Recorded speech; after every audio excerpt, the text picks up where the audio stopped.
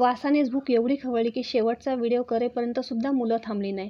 तर आज मी करणार आहे बासमती तांदळाचा अंडा राईस. त्याच्यासाठी 2 मोठे कांदे चिरून परतून घेतले, एक मोठा टोमॅटो घालून परतून घेतलेला आहे, आलं लसणाची पेस्ट घातली, सगळं एकजीव होईपर्यंत परतून घेतलेलं आहे. त्याच्यामध्ये घालण्यासाठी 5 गावठी अंडी घेतलेली आहेत. एक एक करून अंडं मी त्याच्यामध्ये फोडून घेते. याच्यामध्ये बासमती तांदूळ घालणार आहे, ते सुद्धा धुवून मी बाजूला ठेवलेले आहे. आता ह्या अंड्याची आपण बुर्जी करून घेऊया. ह्या बुर्जीमध्ये जगभराचे मी सगळे मसाले घातले, परतून घेतलेलं आहे सगळं.